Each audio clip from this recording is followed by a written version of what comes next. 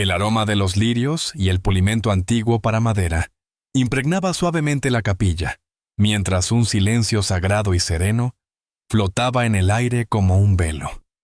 Los bancos estaban llenos de dolientes vestidos con trajes negros formales y vestidos salpicados de lágrimas, susurrando condolencias, secándose los ojos con pañuelos, evitando ese silencio que hacía que el duelo se sintiera demasiado real.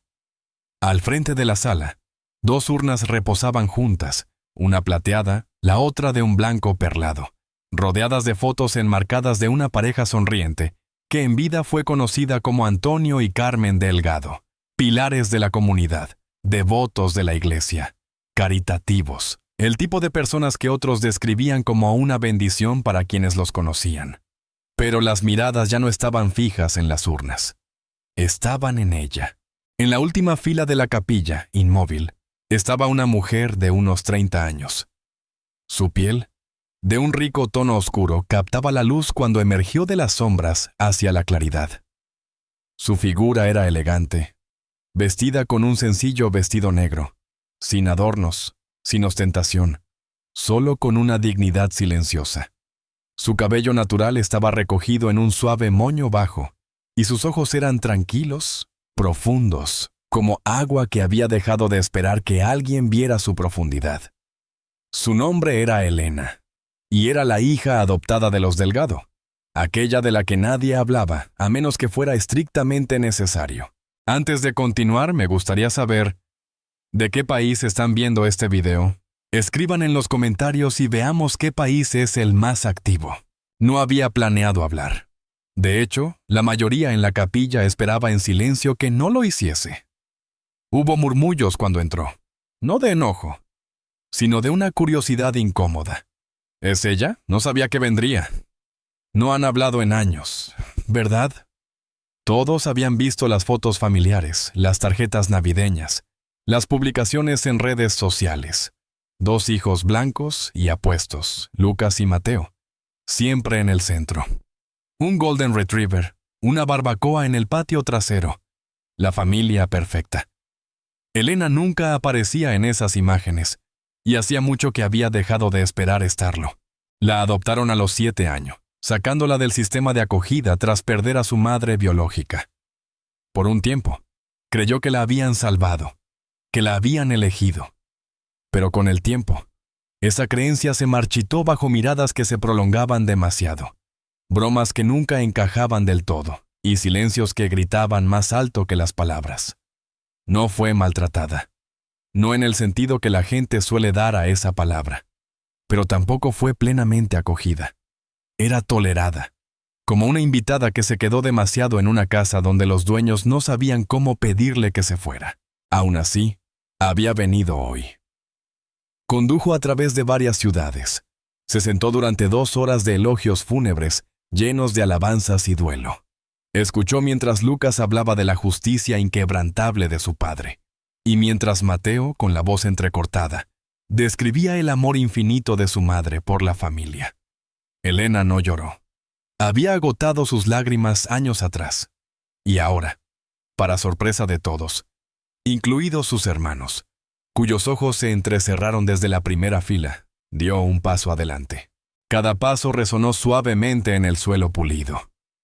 El sonido de sus tacones bajos era calmado, del tipo que pone nerviosa a la gente. Al pasar por las filas de rostros, algunos desviaron la mirada, otros la observaron fijamente. Unos pocos parecían contener el aliento. Cuando llegó al podio, no tocó el micrófono, no carraspeó. Simplemente se quedó quieta, dejando que el silencio se acumulara a su alrededor. Miró la sala, la misma donde una vez le pidieron que sonriera más en las fotos familiares, donde había oído a parientes susurrar, «Es una chica dulce». Pero la sala donde su presencia siempre había sido a la vez demasiado visible y demasiado invisible. Y entonces, con una voz firme y cálida, dijo, «Gracias por estar aquí hoy». Elena siempre supo que la familia podía ser complicada, pero lo que aprendió pronto fue que ser adoptada y ser aceptada no eran lo mismo. Ni de lejos. Tenía 7 años la primera vez que entró en la casa de los Delgado. Una colonial de 2 pisos con persianas blancas, un césped impecable y un columpio en el porche que crujía con la brisa. Parecía sacada de una revista. Los vecinos traían guisos. Los desconocidos llamaban santos a los Delgado. ¡Qué maravilloso de su parte!, decían, acoger a una de esas niñas. Elena recordaba aferrarse a una mochila pequeña, parada en el pasillo, rodeada de rostros sonrientes.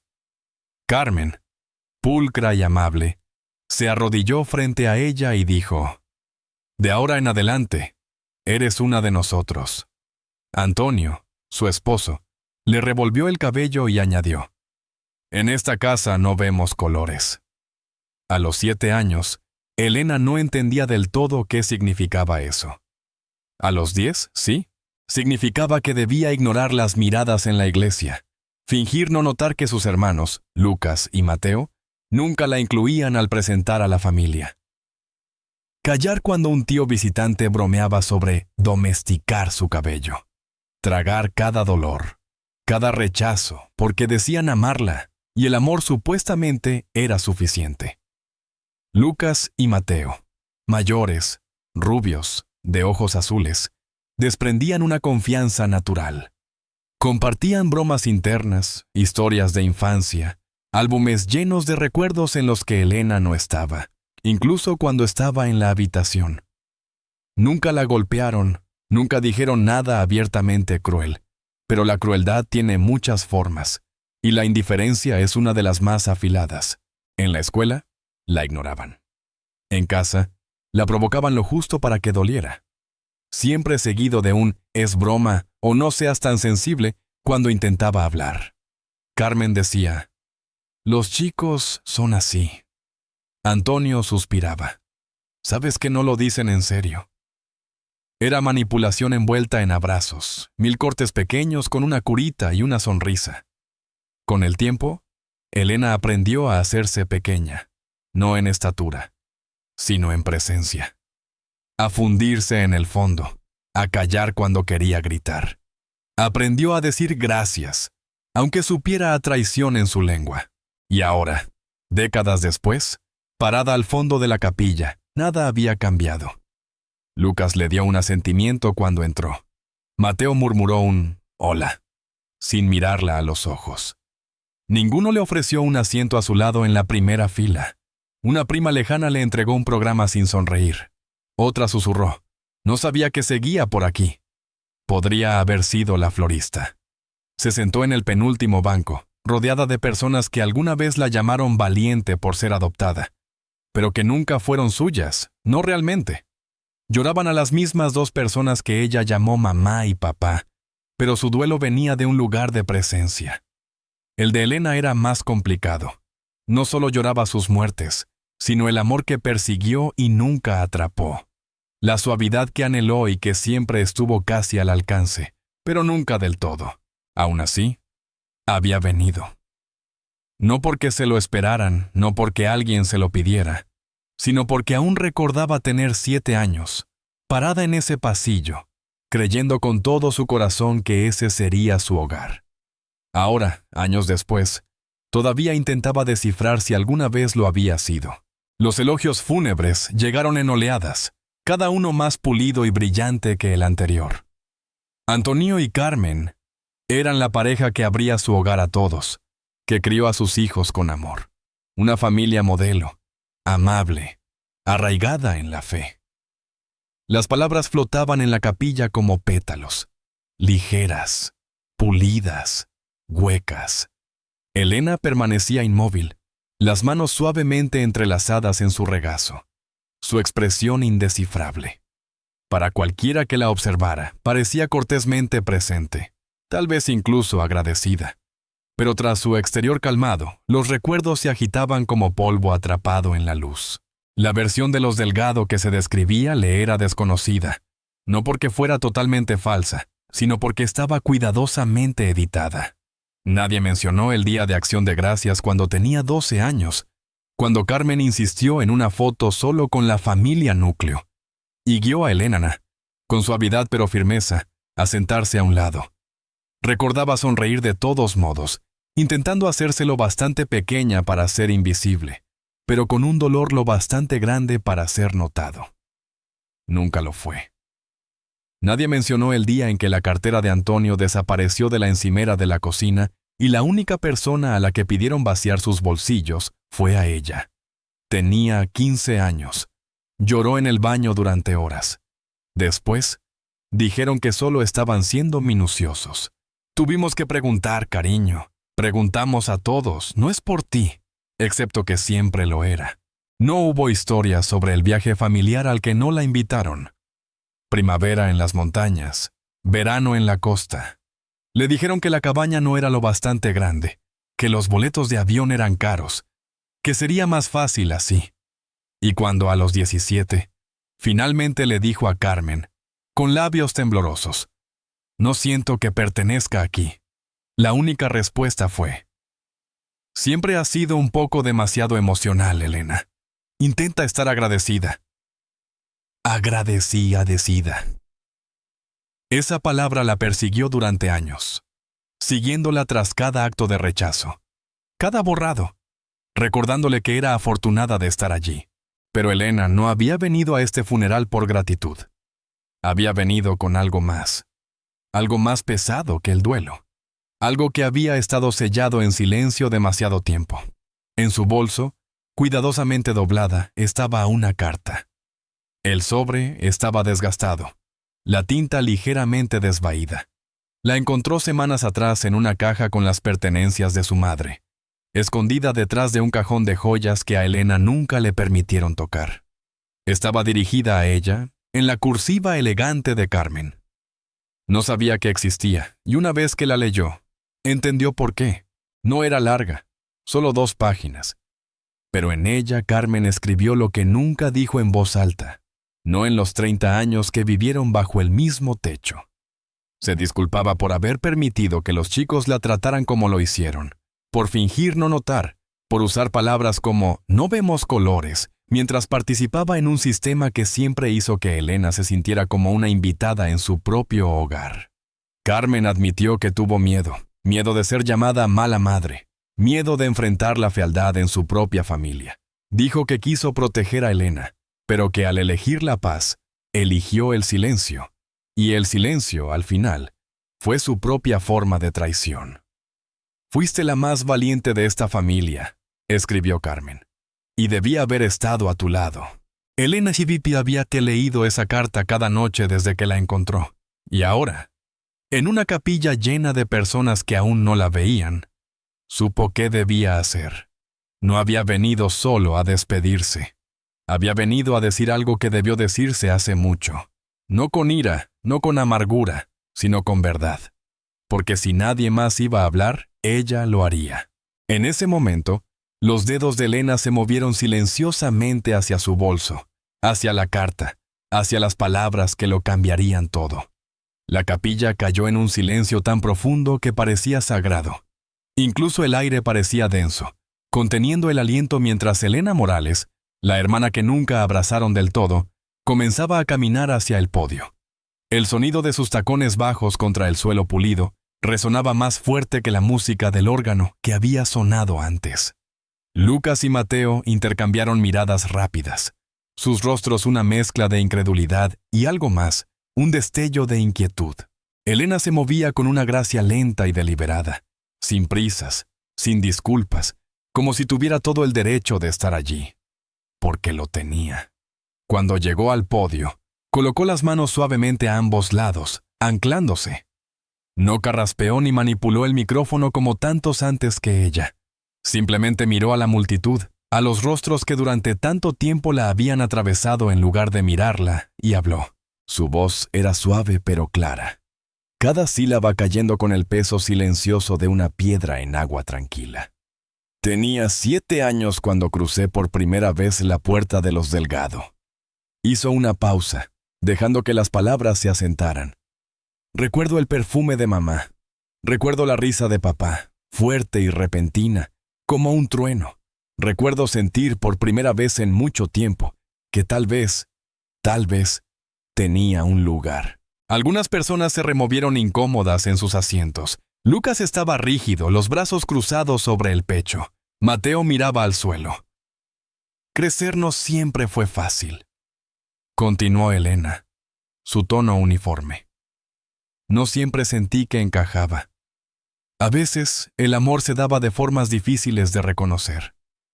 A veces, no se daba en absoluto. No había acusación en su voz, ni veneno. Solo una verdad expuesta para quien tuviera el valor de escucharla. Entonces, con manos que no temblaban, Elena sacó de su bolso un papel doblado, amarillento en los bordes, la tinta ligeramente desvaída. Lo sostuvo un momento, dejando que todos lo vieran. Después de que mamá falleció, encontré una carta, dijo, escrita para mí. Un murmullo recorrió la multitud, pero Elena permaneció firme. Desdobló el papel con cuidado, como si fuera algo frágil y sagrado, y leyó. Mi querida Elena, comenzaba la carta. Lo siento.